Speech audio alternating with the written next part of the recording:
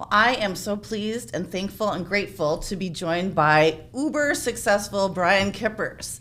Thanks so much for taking the time to have a conversation today. Well, thanks for inviting me. I'm looking forward to our discussion. Yeah, we haven't met before, so we're going to get to know each other when we get to know, in front of everybody. Yeah. But I know a little bit about you because you are somehow related to one of my colleagues, Amy Burr. Yes, Amy is my sister-in-law. Yeah. So I met my wife in 1985, but I would have met Amy at the same time. Okay. Long time ago. Yeah, a long time ago.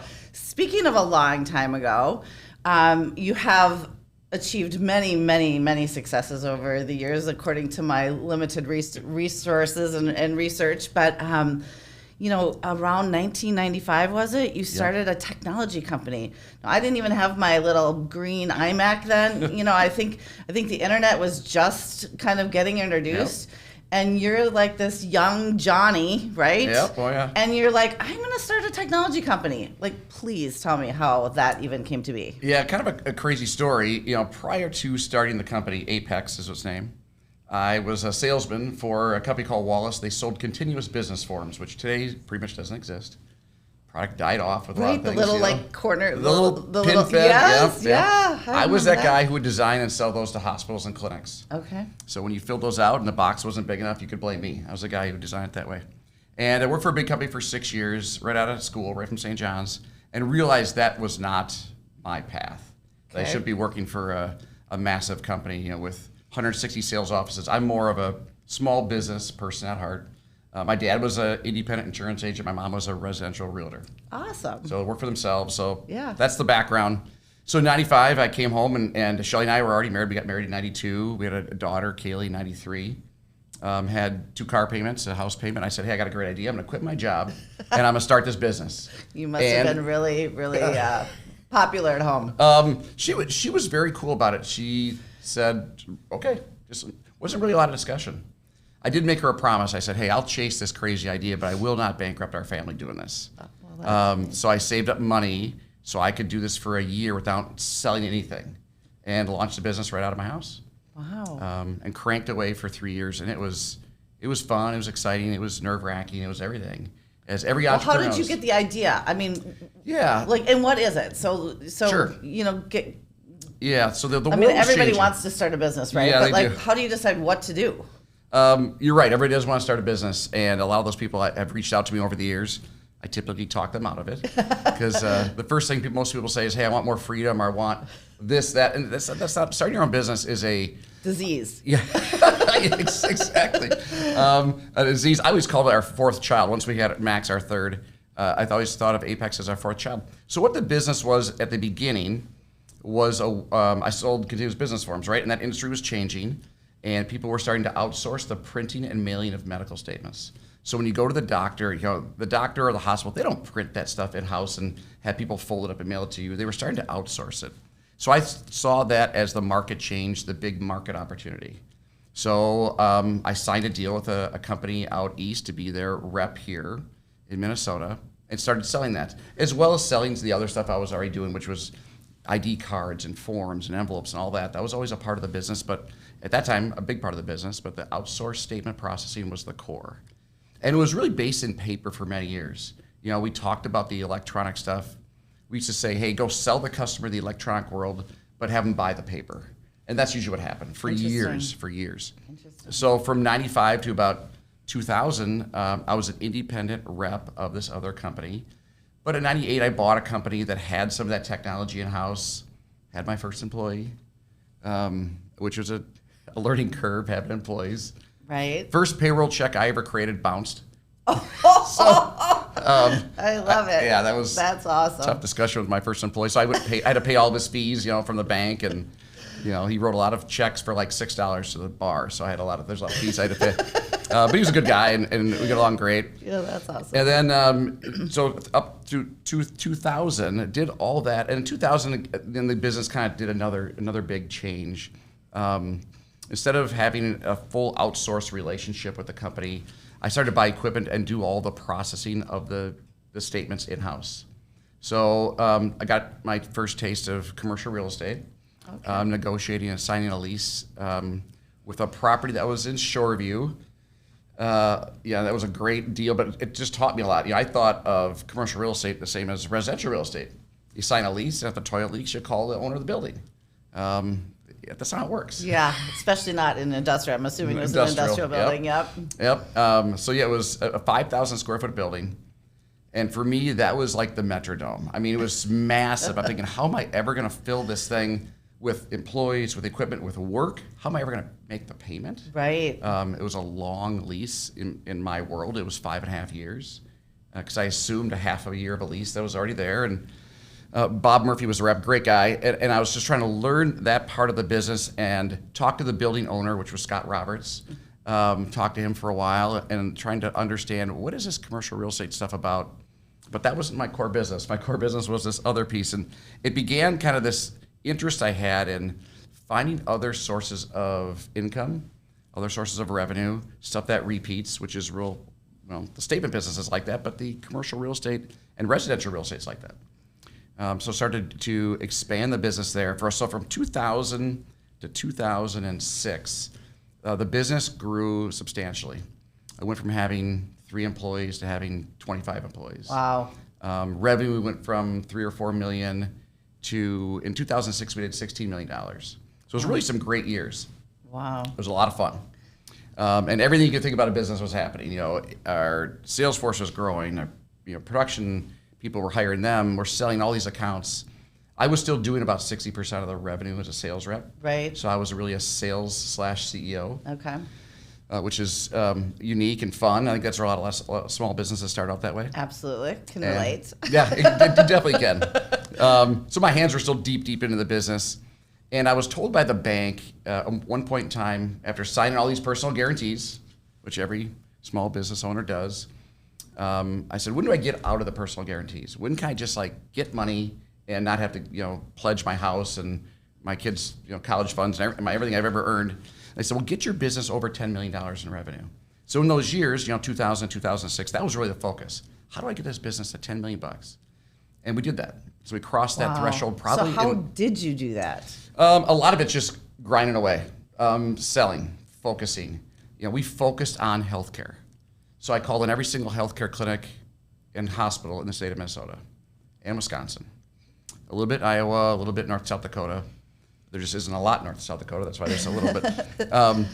And I physically was at every one of these locations at one point in time in my career. Wow. And I loved it. And there's a unique niche there. Healthcare is a different animal. It's a different world. You have to speak the language. So I learned to speak the language. Really enjoyed it. The healthcare industry is fascinating, whichever part of it you're involved with. So I'm on the services side. So I'm dealing with the people who are trying to collect the money from the patients. So we're kind of the end of the cycle. And how do you design a statement that actually gets people's attention, that's easy to read, where they can figure out what they owe, figure out where the account number is when they call in? It's like common themes like that. Interesting. I don't think I'll ever look at a medical statement the same. Well, as long as you look at it, that was the goal. Just let's look at this stuff. Yeah, interesting. Yeah, so we built a pretty big book of business around that.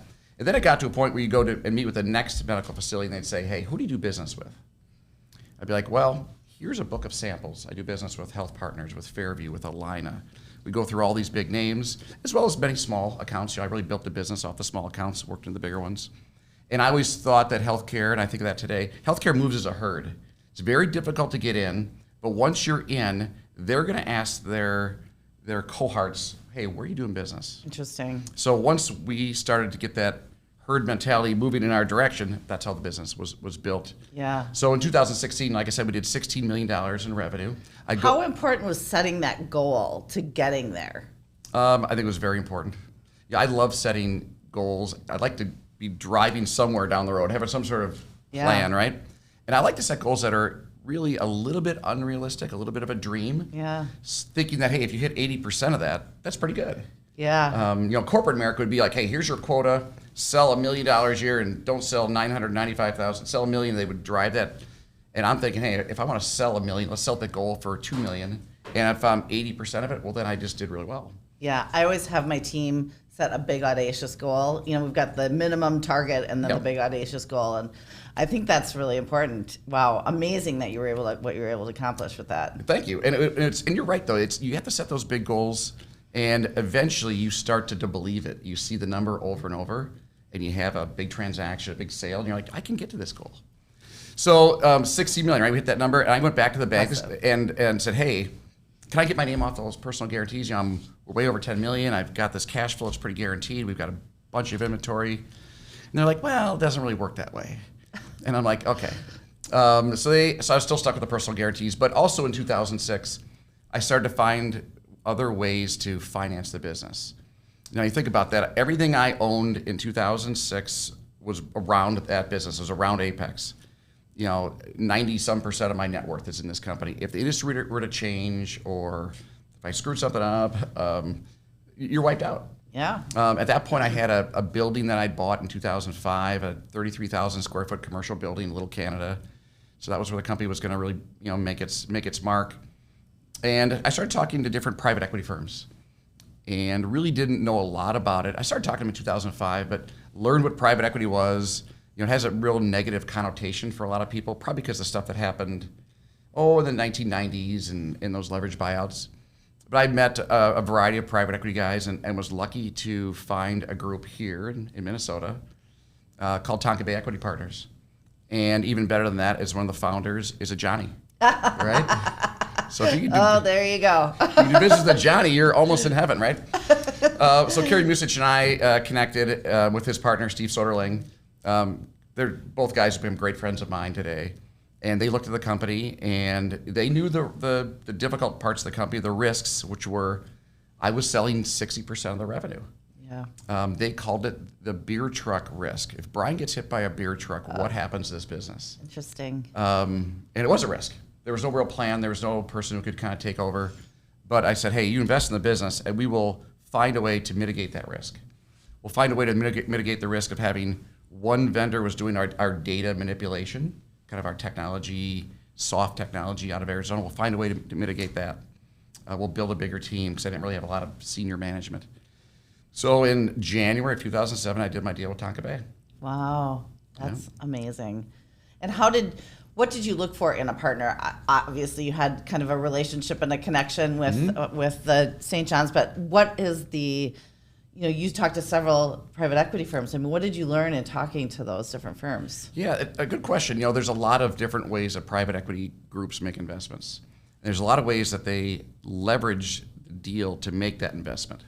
So there's a lot of firms out there that would come in and put a huge amount of debt in the company, pay me out. I'd roll over a certain amount, and then they let the company operate from there.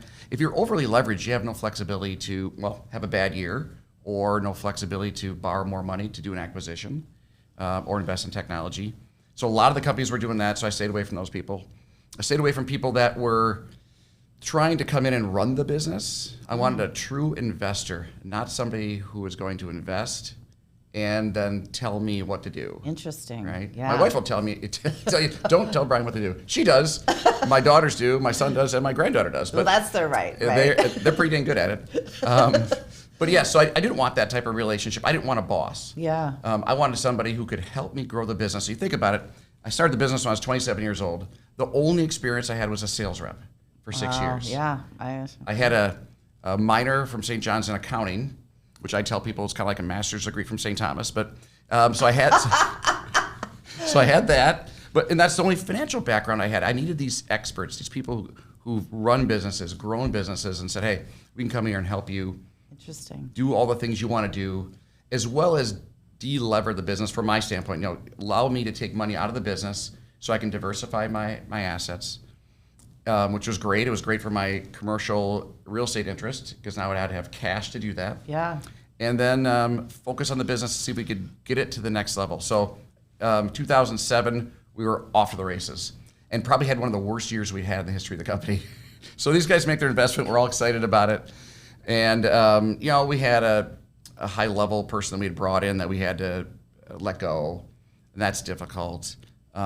We had a vendor in Arizona who became extremely unstable. So we had to go deal with him and then replace him with 3 other vendors, which causes disruption for our customers. And, you think as a salesman, what you want? You don't want any disruption for customers. Right. Customers pay the bills. Right. At this point in my career, I thought customers were the most important thing in the world, and they were. evolved over time, that belief, but employees ultimately are the most important. But so it was extremely disruptive, and ultimately at the end of 2007 came to the conclusion, we need to completely redo the technology. We need to build everything from the ground up. We need to have our own IT team. We need to have all the stuff that I typically didn't want. I wanted to outsource that, but we're like, hey, this is the only way this business is going to grow. Wow. So and did your partners help come up with some of those ideas? Did they act like as a board of directors then kind of for you? Exactly. Okay. Great guys to bounce ideas off. As an entrepreneur, you have crazy ideas. Right. I mean, all the time. There's that fine line between mental illness and entrepreneurship, right? So sometimes I think this crazy stuff, and I gotta come home and tell my wife, and she's like, "You want to do what?" I said, "No, let's go buy this or let's do that." And exactly. It's just the way the mind works, right? So I told those guys we just need to have a complete technology department. This is a year after I told them we shouldn't have a complete technology department. We should outsource pieces of this and only have the core things. But we changed the whole business.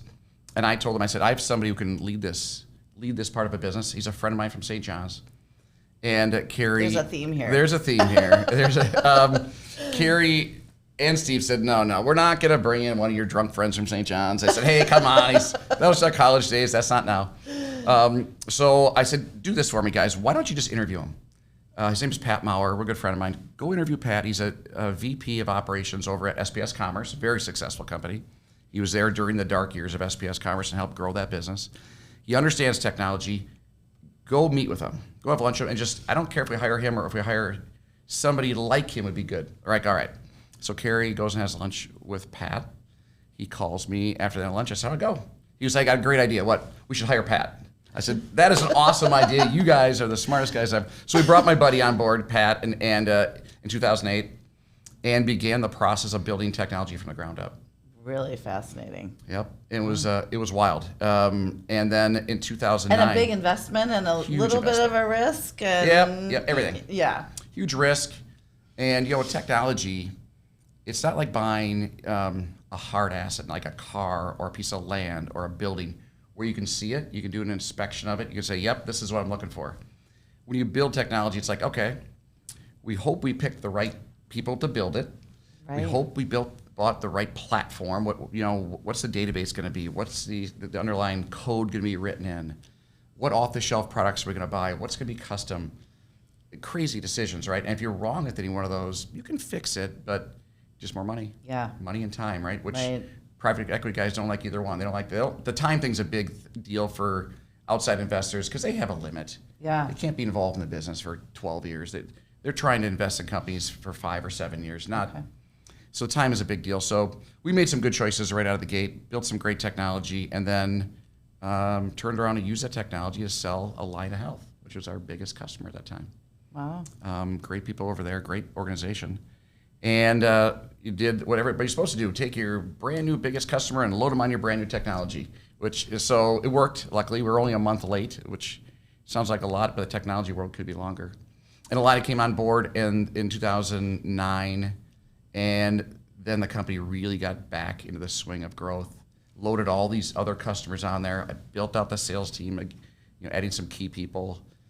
And we got in a position in 2010 to buy a competitor of ours in Wisconsin. Really? Which was great. People we had known, we knew the executive team.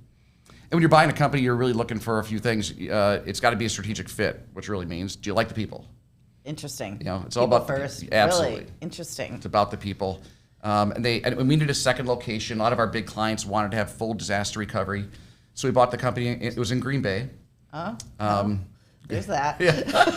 Yeah. I'm showing my colors now. I'm a Vikings fan, and I love Green Bay as a town, and I love the people. Absolutely. But you go over there, and it's all Packers all the time. And the strange thing about the purchase, this company did mostly statements, which we were looking for, a statement processing organization. They did have some oddball customers like the Green Bay Packers. So they printed and mailed the Packers tickets. Oh, interesting. So here I am, their new CEO, Vikings fan, and they print the Packers tickets. The most secure job we would ever run. Can you imagine being in Green Bay? Wow. And you've got control over the Packers tickets? It's better than gold. It's better than cash. People want those tickets. That's awesome. Yeah, it was great, but it was very, very secure. When that job was run, we basically cordoned off the facility, had a separate office under lock and key where those tickets went, and then mailed them on the exact day the Packers told us to every year. It was great. The nice thing about that is I got to go to a Packers practice. Got to meet some key people over there, like the guy who controls the tickets, the most popular guy in Green Bay. I bet. More popular than the mayor. You know this guy. You can get tickets. Great guy. And we went over there the year after they won their last Super Bowl. So got to walk on the practice field. Met a guy who had the Super Bowl ring. He let me hold it. Oh, that's very cool.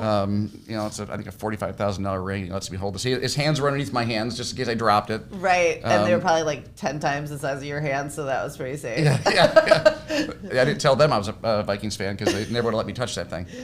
That's awesome. So that was a job we did for them, and then grew the business. And 2013 comes rolling around, and kind of layer in some of the commercial real estate I started to do. Once the business became stable and growing again, I looked at some additional opportunities for real estate. Again, it was kind of a hobby of mine. I had bought a house right out of school. I bought a condo during the downturn in 2008. Bought it out of auction. I thought that'd be kind of fun to do. It was down the street from, I lived in North Oaks at the time, it was down in Vadnais Heights. Place was a total dump. But very hands-on with my girls, went over there and fixed it up and rented that property. And it was, looking back on it, a great investment. Great for them to learn about hands-on real estate. Yeah. It was good for me to, that physical activity, whether it be working out or painting a bedroom or tearing out carpet, is kind of good to get rid of the stress of running an organization like Apex. I can totally relate to that too. That's interesting. So how much of an influence was your mom, being a residential realtor?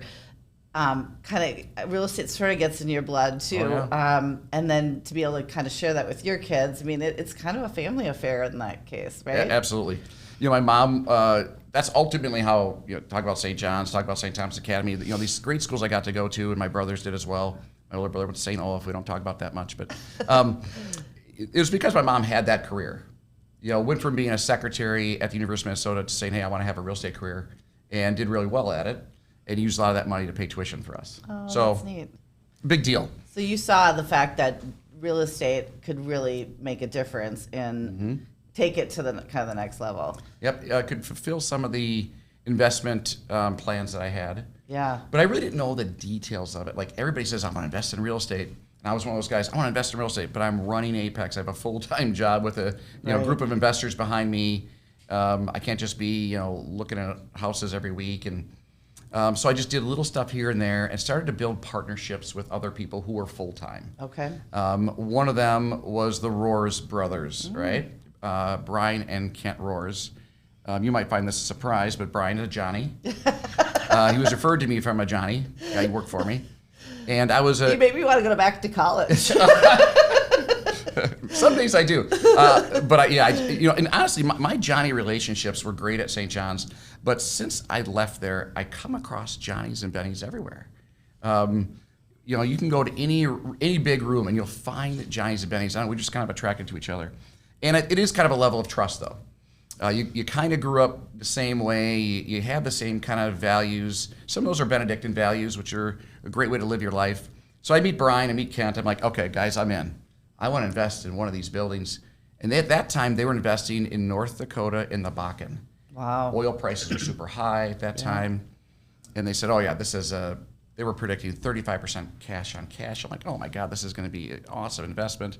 So I give them some money. We break ground. Before that, and the building was fantastic. It's the biggest, most beautiful building in Williston. I don't know if that's a big thing to say, but in Williston, it was a great building. Underground heated parking, that's what attracted me to the design. And I'm like, guys, let's go for it. So a little chilly up there. A little chilly. Don't visit in January. And they break ground, and by the time the building is completed, oil prices go from $140 a barrel to like $25. Wow. The entire business model is blown out of the water. We open the building with the idea that rents would be, $3,500 a month, and rents are $1,500 a month. Wow. So there's Welcome to real estate. exactly, and it's a good story for people to hear because it's not, everybody knows the guy who invests in real estate or No money down. no money down, you make all this money, Right. it's easy, Right. you don't have to get your hands dirty. But no, it can be either it's an active investment we don't want it to be, or it's something like this, like the Williston case. So quickly the bank was talking to us and saying, okay, you guys need to throw some more money in here. So I told those guys, wait a minute, my first deal I do with you, we have a capital call out of the gate? This is not the way it's supposed to work. I'm looking for distributions.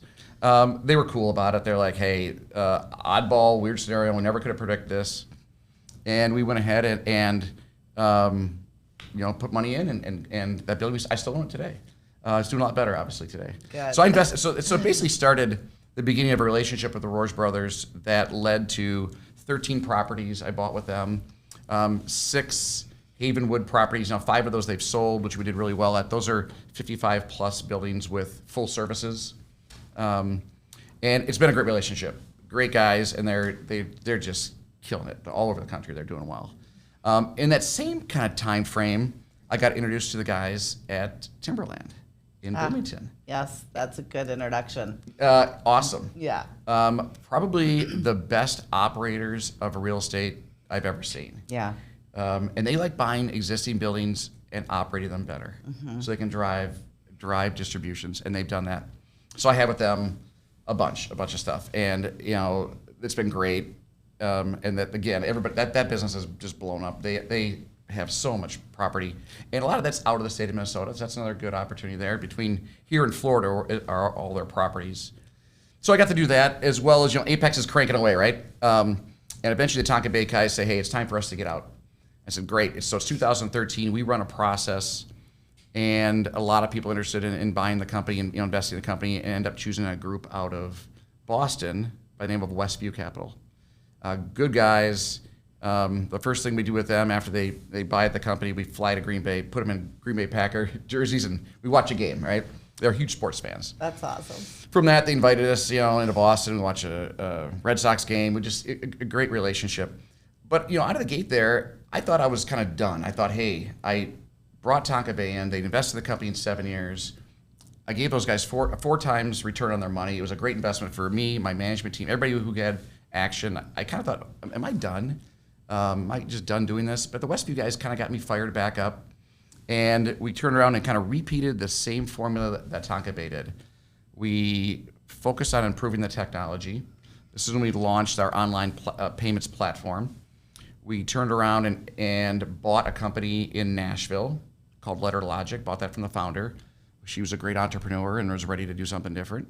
And Nashville's not a bad place to go. Yeah, for sure. So I I was there 2 weeks ago. Not for work though, so first time for a non-work event. But it's a great place to have a facility. They were a big company, so almost the size that we were, so it was a big acquisition. And from there, bought them, integrated them.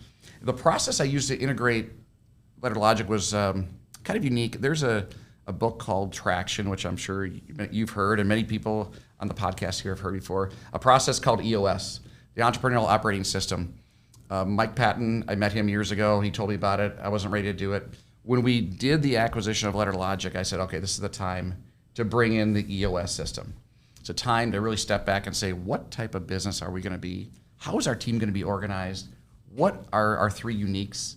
What makes us different? Just step back and do it. It's a painful process to go through in the first day or two of the EOS process. It's one that pays massive dividends. So ultimately what it did is got our management team, which was huge now with this acquisition of Letter Logic, 11 of us, which is probably about 6 too many. I don't know anybody who has an executive team of 11, but these are really, really good people. I was so fortunate to have the people that reported to me. They were experts in their field. I mean, I had an expert technology guy, like the best you'll find, expert operations, expert in customer service, production, you name it, sales. We had a great sales team. So I just needed to make sure you get all those type A's in a room, make sure they don't kill each other. Yeah. I mean, type A people are great, but you let them in a room, it's unbelievable. So EOS allowed me to put a process in place to manage them to their strengths. And we all got along better, number one. And then the business just grew. So to give you kind of an idea, from the Letter Logic acquisition, which was in 2016, our companies combined had about $10 million of EBITDA. When we exited the business in 2018, we had $20 million. Wow. So the company just grew phenomenally. We got all the synergies plus some. And in 2018, then we ran a process and ultimately sold to our biggest competitor, who at that time had some fear that we were going to start taking their customers. We took some. It's a great strategy. If you want to be bought by the big guy in town, go and take 5 of their key customers. I like that. And they'll come and they'll knock on your door. So we sold to RevSpring, which is a portfolio company of GTCR, a huge private equity firm out of Chicago, very well respected, has great history of being successful in their investments. They take companies public. So they're at that next highest level, right? A level that I'd never dreamed of flying at. I was with those guys just a few months, and then that was it. My tour at Apex was done in 2018. I was a consultant back to the business in 2019, and they went on a search for a new CEO, which they found. Great guy. And they're operating the business today. Still growing. Wow. So how do you call this your 4th baby? How do you let your 4th baby go? Yeah. Troubled child, maybe? I don't know. No. It was just time, right? Again, very difficult decisions for entrepreneurs when they start a company. Number one, that's a very difficult decision. Number two, to start bringing in outside investment, sharing the pie. Some people can't do that. And sharing the decision-making process, that's difficult. And then you have to just realize when it's time for you to step aside. I mean, everybody can manage a company just to a certain extent, and eventually the company's too big for them. Again, I wasn't a big company guy. I grew Apex to $122 million in revenue. We had 185 employees. That's unbelievable. So impressive. Thank you. And those employees, again, awesome. I love spending time in all areas of the company. I love to spend time in production. You talk to the production people, you'd actually find what's really going on with the company. Talk to customer service people, you'd find what's going on with your customers. And we did a lot of things to try and take care of those employees because they were taking care of our customers. So the model at the end really became focus on your employees. So doing things like free healthcare, right? If you were an employee working for us, you had an opportunity to choose a health plan that had a zero cost to you. Because some employees just say, hey, I'm not going to get sick. Why would I pay for this? All right, pick the big deductible plan and we'll pay for it. Wow. And then other employees are like, hey, I have a family. I need a lower deductible. Fine. Pay in X amount and then put your family on it. So worked hard to do that. We had a 401k. Did a lot of just events. A monthly company meeting. We bought lunch then and talked about the company, getting people involved in the culture. And ultimately, those employees were the culture. Yeah, amazing. I was just the guy at the top who got to ride along. They were just great employees. Great people. Many of them I still stay in contact with today. Yeah, of course. But the company was just too big. It was for me. It was when I would go down to Nashville and I'd walk through production. Omar was our guy who ran production, so I knew him and talked to him about different equipment, but I didn't know all those people by name, like I always did. Yeah. And so it was just too big for me. And I think the private equity guys were looking for a Harvard background. I told people Harvard is kind of like the St. John's of the East. So yeah, it was time for me to move on, and I'm glad I did. It allowed me to focus more on my other investments, more real estate. Yeah. I've done a lot of stuff since then. But what do you do when you wake up that first morning and you really have no responsibilities to this company that you've built? I mean, what do you think about? How do you even decide what you're going to do next? First thing I would do is I told my wife, let's talk about what you're doing each day and let's see if we can work together and I can tell you what to do. So that lasted about 15 seconds. And she's like, no, you're not going to follow me around and tell me how to do everything. So I quickly learned that. And then just, I would say there's a time period of wandering. What a gift, by the way. Yeah. To be able to do that. I mean, but it's got to feel really unsettling. My management team, most of them stayed. Me, Pat, Pat was the president of our company, left. Our CFO was there for a while for the transition. He left. And our CTO, our technology leader, left. Everybody else stayed. They actually stayed and got promoted. They're pretty much running that company today. Great. So they did really well. But I talked to those guys, in the first few months out of the company, it's just odd when you roll out of bed and you're not racing to the office. Now, I still owned the building at that time in Little Canada where our production was, so I was still going there probably once a week. I was trying to clean up some of my old files and make sure all the stuff I wanted out of my office was out. There's nobody taking my office. It was just going to be kind of left vacant. So I got maybe an easier wind down out of it than maybe most people do. Most people, they sell it and they walk out the door and they don't go back. So I got to still see the employees and be a part of the, not really not a part of the business, but it felt like you're a part of the business, right? But they were really just a renter. I had, this building and they're renting, which was great. And so I did think I did okay with that. And the advice I got was don't jump into something right away.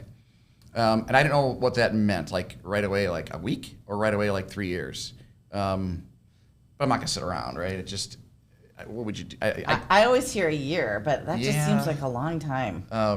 The most time I ever took off my entire life was, prior to that, was 6 days. Yeah, right. Right. So, and working really since I was a kid, I always had a job.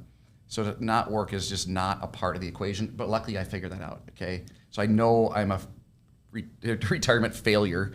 That's fine. That's just not who I'm going to be, and that's okay. And then started to look at different opportunities of what can I do, but not have to like run something, because that's a lot of work. I just want to be involved in something.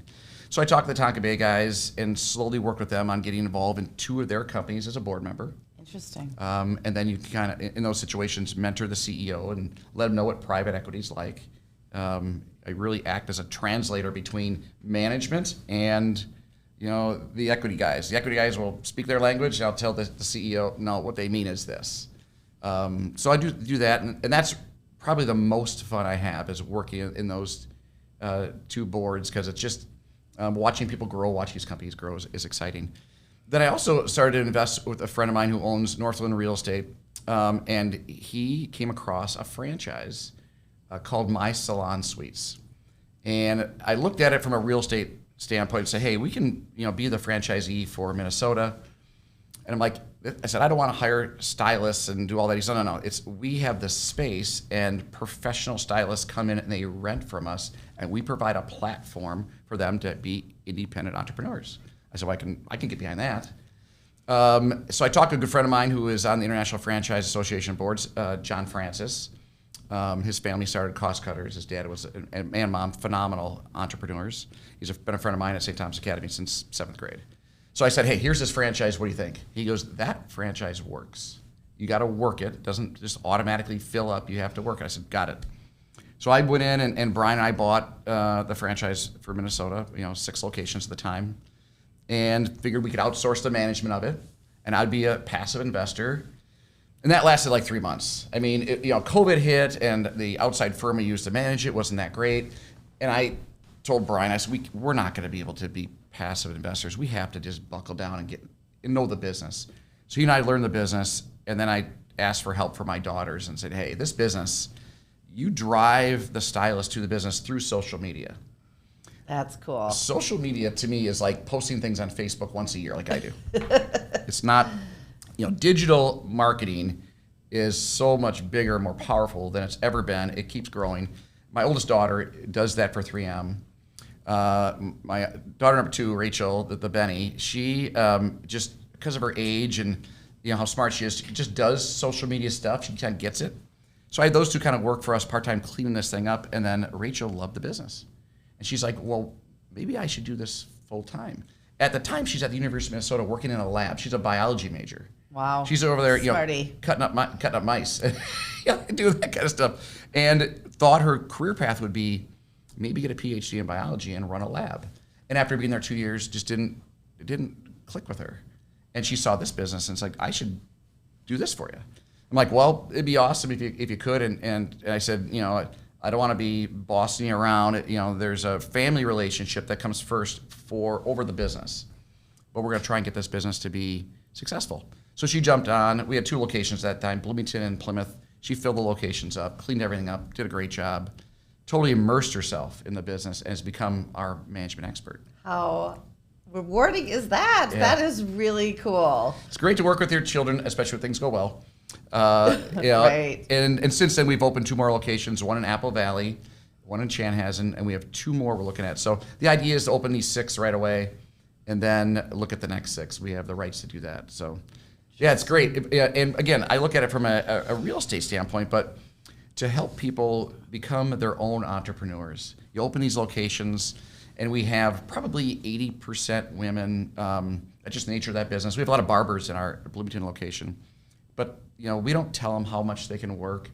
We don't do anything like that. They are running their own businesses. If they want to work every single day of the week, go ahead. If they want to work one day a week, they make that decision. Yeah. So they choose their own path, and it's great to provide a platform for these people to do it. And they're great people. They're super creative. You can imagine that group, right? Yeah, absolutely. You walk through the facility, and they've decorated each one of their suites the way they want, and they're so incredibly creative. So I learn a lot just going over there and walking through the place. Yeah, it's one of the things I love most about doing commercial real estate deals, and we do a lot of retail and have the ability to just make someone's dream come true. It's really, and being an entrepreneur, like you said, is a little bit of a disease. It's a little bit of a challenge, but yet it's also really rewarding when you can just, there's no ceiling, right? Exactly. Yeah. Yep. So, what other opportunities are you looking for now? What do you see yourself doing? Yeah, kind of going forward. Trying to spend more time at the cabin. I say that I've said that every year for 20 years. But I'll continue to try to spend more time up there because it's a lot of fun. It's a great stress reliever. Real estate wise, there's a lot of great things out there. Obviously, we're in a crazy environment with the rising interest rates, with rising material costs. I have a building that I built in Mendota Heights, the Linden. That building was opened about a year ago, a little more than a year ago, and we took a loan out. You can imagine this. We took a loan out in April of 2020, right? Smack dab into COVID. So 2020, we're in this loan and negotiating with banks, and the banks were before COVID. I had 7 banks lined up with my partner. They're oh my gosh, we need to do this deal. And then COVID hit, and 5 of those banks said no, just nope. We're not doing this. 2 of them, one of them's like, okay, we'll look at it, then said no. And the 7th one, again, was a relationship, was Premier Banks, and they brought in Gateway. So the CEO of Premier Bank is a real good friend of my partner, Judd. I know him really well, Sean Regan. And then they brought in Gateway Bank. And the Schreier family, I've known forever, St. Thomas Academy connection, and they did the deal. And they were willing to take that risk when nobody else would. And that building has been super successful. The restaurant's successful. It just won an award, didn't it? It did win an award. And again, I would love to take a lot of credit for that, but I don't do anything except eat there, which I'm there probably 4 days a week. And the restaurant is? Copperfield Restaurant. Open every day, breakfast, lunch, and dinner. It's a family restaurant. That's really what the city wanted. They wanted a family restaurant in that location to get people in Mendota Heights to kind of stay together and stay connected.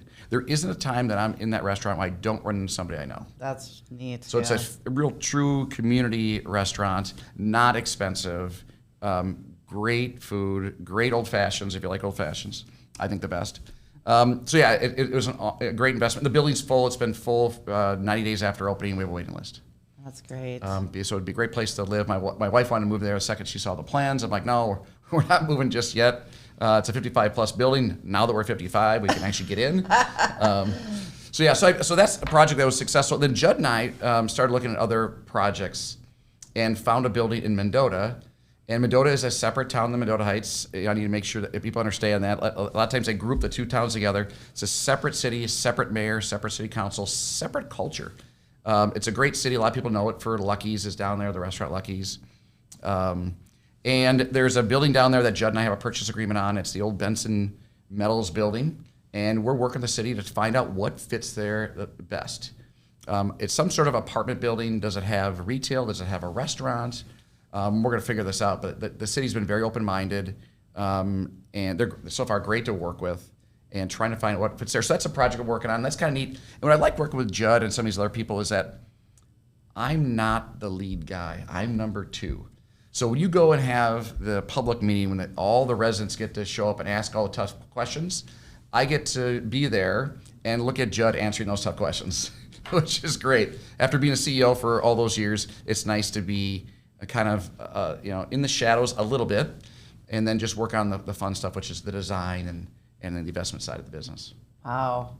Well, I can't even believe what I've learned, and I think our listeners are going to come away with so many different kind of tips and talking points, and this time has been so great, and I think we have to do this again in 6 years, Yeah. and you can tell me the 5 million other things you've accomplished when we talk again. No, it'd be great. I appreciate the time today, and it's interesting being on this side of the microphone, right? Usually, I would rather be the person asking the questions.